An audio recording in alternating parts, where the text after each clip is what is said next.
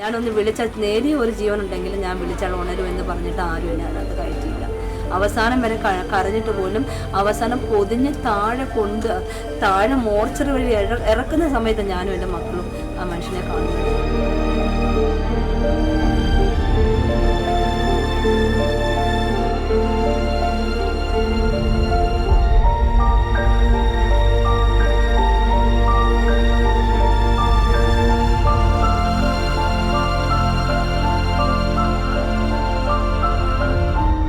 ആരോഗ്യവകുപ്പിന്റെ സിസ്റ്റം വീണ്ടും തകരാറിലായി. ആരോഗ്യമന്ത്രി സമ്മതിക്കില്ല എങ്കിൽ പോലും തിരുവനന്തപുരം മെഡിക്കൽ കോളേജിൽ ചികിത്സ കിട്ടുന്നില്ലെന്ന് സുഹൃത്തിന് ശബ്ദ സന്ദേശം അയച്ച വേണു എന്ന ഓട്ടോ ഡ്രൈവർ മരിച്ചത് സിസ്റ്റം തകരാറിന് അടുത്ത ഉദാഹരണം.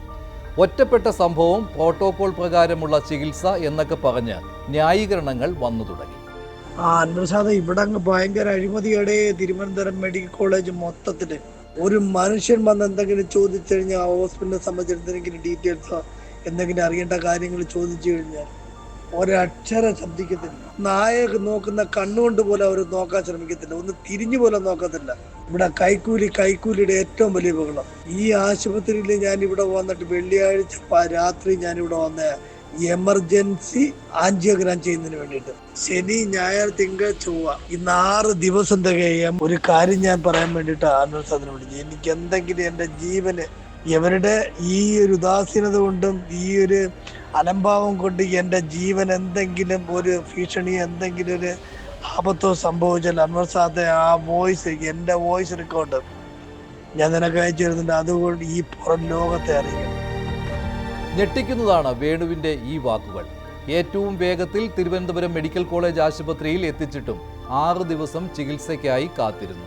ഒടുവിൽ മരണത്തിന് കീഴടങ്ങി. ഹൃദ്രോഗ ചികിത്സയ്ക്കായി കൊണ്ടുവന്ന വേണുവിന് അടിയന്തര ആൻജിയോഗ്രാം ചെയ്യണമെന്ന് ഡോക്ടർ നിർദ്ദേശം നൽകിയിട്ടും 5 ദിവസം ചികിത്സ നിഷേധിച്ചെന്നാണ് കുടുംബത്തിന്റെ പരാതി. ചെന്ന് ICUവിലോട്ട് കൊണ്ടുപോയപ്പോഴത്തേക്ക് ഭയങ്കര ശ്വാസം മുട്ടലായിരുന്നു. അങ്ങനെ കയറി ഞാൻ കിടത്തി മാസ്ക് അങ്ങോട്ട് ഓക്സിജൻ മാസ്ക് വെച്ചപ്പോൾ വേണം പിടിച്ചങ്ങ് മാറ്റി. ഞാൻ പറഞ്ഞു വേണം വിഷമിക്കേണ്ട, ഒന്നും സംഭവിക്കത്തില്ല. അന്നേരം ആ സിസ്റ്റർ പറഞ്ഞു 30 മിനിറ്റ് വെച്ചാൽ മതി, അപ്പോഴത്തേക്ക് ശ്വാസം ഇതങ്ങ് മാറുമ്പോഴത്തേക്ക് നമുക്കങ്ങ് എടുത്ത് മാറ്റാം എന്ന് പറഞ്ഞ് ഞാൻ അങ്ങോട്ട് പുറത്തോട്ട് ഇറങ്ങി ഒരു 10 മിനിറ്റ് അല്ല ഉടനെ എന്നെ വിളിച്ച് വേണോണ്ട് ബൈസ്റ്റാൻഡർ ആരാണെന്ന് പറഞ്ഞ് വിളിക്കുന്നു. ഞാനാണെന്ന് പറഞ്ഞ് അങ്ങോട്ട് ചെന്നപ്പം ചോദിച്ചു, ഇച്ചിരി ഗുരുതര നിലയിലാണ്. ഞാൻ അതെന്ത് പറ്റി, ഒരു കുഴപ്പമില്ലായിരുന്നല്ലോ, അത് ഞങ്ങൾ വെന്റിലേറ്ററിലേക്ക് മാറ്റി എന്ന് പറഞ്ഞു. കൂടെ നിൽക്കാൻ ആരെങ്കിലും ആണുങ്ങളെ വിളിക്കാൻ പറഞ്ഞു. ഞാൻ പറഞ്ഞു ആ ശരി എന്ന് പറഞ്ഞ് ഞാൻ ഉടനെ വേണോട് കൂടെ പഠിക്കുന്നവരെ വിളിച്ച് സഹോദരങ്ങളെ വിളിച്ചു. ഞാൻ അവരോട് പറഞ്ഞു എന്നെ ഒന്ന് കയറ്റി കാണിക്കുന്നത് പറഞ്ഞാൽ അവർ കാണിക്കത്തില്ല. ഞാൻ ചോദിച്ചു ജീവനുണ്ടോ, അന്നേരം പറഞ്ഞു ഉണ്ട്, കുഴപ്പമില്ല, ഇച്ചിരി സീരിയസ് ആണെന്നേ ഉള്ളൂ. മരണ റിപ്പോർട്ട് നമുക്ക് തന്നെ 8:15. ഞാൻ അതിന് മുന്നേ ആ വെന്റിലേറ്ററിൽ കയറ്റിയപ്പോഴും ഞാൻ പറഞ്ഞു എന്നെ ഒന്ന് കാണിക്കും, ഞാനൊന്ന് കണ്ടോട്ടെ, ഞാനൊന്ന് വിളിച്ചാൽ നേരിയ ഒരു ജീവനുണ്ടെങ്കിലും ഞാൻ വിളിച്ചാൽ ഉണരുമെന്ന് പറഞ്ഞിട്ട് ആരും എന്നെ അതിനകത്ത് കയറ്റിയില്ല. ഇവർ അന്ന് വെള്ളിയാഴ്ച വൈകുന്നേരം കൊണ്ടുപോയ എമർജൻസി പേഷ്യൻ്റ് എന്ന് പറഞ്ഞ് ചെന്നതാണ്. അവർ ഇതുവരെ 5 ദിവസം വരെ അവിടെ ഇട്ടിരുന്നിട്ട് നോക്കാത്തത് കൊണ്ടാണ് അയാൾ ഇത്രയും ആ വോയിസ് മെസ്സേജ് ഇടേണ്ട കാര്യം വന്നത്. അത് നമ്മുടെ ഹോസ്പിറ്റലിൻ്റെ അനാസ്ഥയാണ്. അത് അന്വേഷിക്കണം.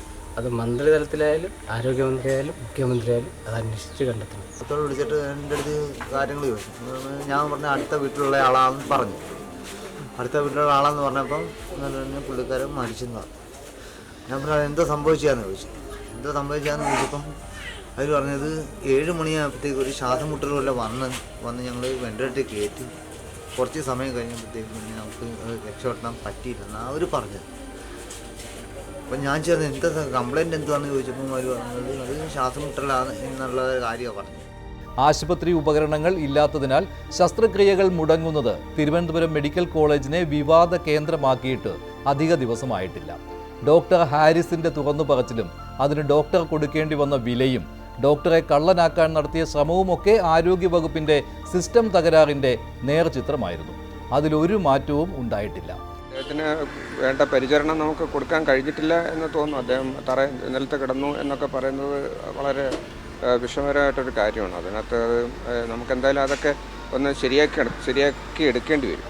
1986 മെഡിക്കൽ കോളേജിൽ പോകുമ്പോൾ ഉള്ള പോലെ തന്നെ ഇപ്പോഴും രോഗികൾ തറയിൽ കിടക്കുക എന്ന് പറയുന്നത് വളരെ മോശമായിട്ടുള്ളൊരു, നമ്മുടെ സാംസ്കാരിക കേരളത്തിന് തന്നെ അത് വളരെ വിഷമമുണ്ടാക്കുന്നൊരു കാര്യമാണ്. അത് ശരിയല്ല. അതിന് അടിയന്തരമായിട്ട് എന്തെങ്കിലും ഒരു പരിഹാരം ഉണ്ടാവേണ്ടത്. അവർ ചെയ്ത തെറ്റിനെ ഡിഫെൻഡ് ചെയ്തല്ലേ പറ്റുള്ളൂ. അവർ തെറ്റാണ് ചെയ്തതെന്ന് വളരെ കൃത്യമല്ലേ. തിരിഞ്ഞു നോക്കിയിട്ടില്ല, പ്രദേശത്തേക്ക് അന്വേഷിച്ചിട്ടില്ല. നമ്മൾ ഹാർട്ട് അറ്റാക്ക് ആയിട്ട് വന്ന് ആശുപത്രിയിൽ പോയി കിടന്നു കഴിഞ്ഞാൽ അങ്ങനെയാണ് ആശുപത്രി ചെയ്യുന്നത്. ഒരു സ്വകാര്യ ആശുപത്രിയാണെങ്കിൽ അങ്ങനെ ചെയ്യുമോ? ആളുകൾ പണമില്ലാത്തതുകൊണ്ടല്ലേ ഈ മെഡിക്കൽ കോളേജിലേക്ക് വരുന്നത്. നല്ല ചികിത്സ കിട്ടും, നല്ല ഡോക്ടർമാർ ഉണ്ടെന്ന് കരുതി. ആൾ നിലത്ത് കിടക്കുവാണ്, ഹാർട്ട് അറ്റാക്ക് ആയിട്ട് വന്ന ആള്. ഇനി കിടക്ക ഒഴിവില്ല, ഓക്കെ, ചികിത്സിക്കണ്ടേ, അന്വേഷിക്കണ്ടേ ഇയാളുടെ സ്ഥിതി എന്താണ്? ഒരു ചികിത്സയും ചെയ്യില്ലേ? നമ്മുടെ ഒന്നും അറിവ് അതല്ലല്ലോ. ഹാർട്ട് അറ്റാക്ക് വന്ന് 24 മണിക്കൂർ കഴിഞ്ഞ ഒരാളെ ഒരു ചികിത്സയും ചെയ്യില്ലേ? പരിശോധിക്കില്ലേ? അതൊക്കെ തെറ്റായ കാര്യങ്ങളാണ്. ആ കുറിപ്പ് ഞാൻ വായിച്ച സത്യത്തിൽ നമുക്കൊക്കെ വലിയ പ്രയാസം തോന്നി. നായ്ക്കുള്ള പരിഗണന പോലും എനിക്ക് നൽകിയില്ല എന്നൊരു രോഗി വിലപിക്കുകയാണ്. എന്താണ് ഈ നടക്കുന്നത്? മെഡിക്കൽ കോളേജുകളൊക്കെ അനാഥമാണ്. മെഡിക്കൽ കോളേജുകളുടെ സ്ഥിതി വളരെ ദയനീയമാണ്. നടന്നു പോകുന്ന രോഗി മൂക്കിൽ പഞ്ഞി വെച്ച് തിരിച്ചു വരുന്ന അവസ്ഥയാണ് പല മെഡിക്കൽ കോളേജിന്റെ ഈ സ്ഥിതി. അതാണ്. ഇതൊന്നും നോക്കാനും കാണാനും ആളില്ല.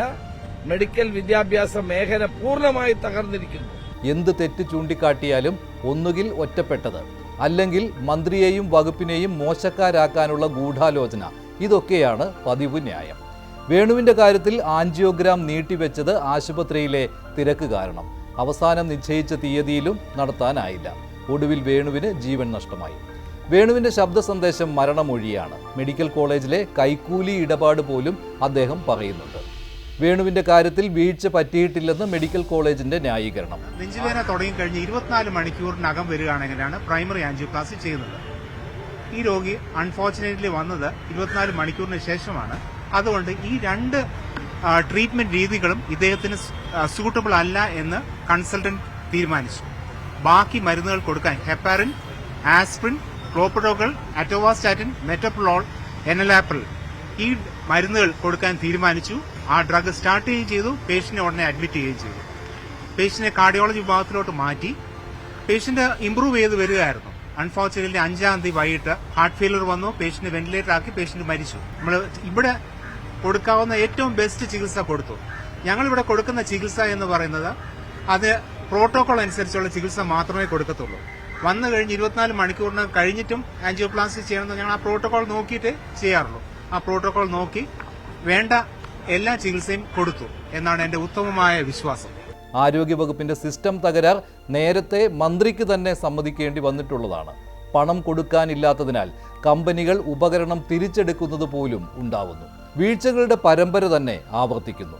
ഓർത്തെടുക്കാം, കോഴിക്കോട് മെഡിക്കൽ കോളേജിൽ കൈക്ക് പകരം ശസ്ത്രക്രിയ നടത്തിയത് നാവിൽ. തിരുവനന്തപുരം ജനറൽ ആശുപത്രിയിൽ തൈറോയിഡ് ശസ്ത്രക്രിയക്കിടെ യുവതിയുടെ നെഞ്ചിൽ കുടുങ്ങിയത് ഗൈഡ് വയർ. പറയാൻ ഒരുപാട് ഒറ്റപ്പെട്ട സംഭവങ്ങൾ. ആരോഗ്യവകുപ്പിന്റെ സിസ്റ്റം എന്ന് നേരെയാവും.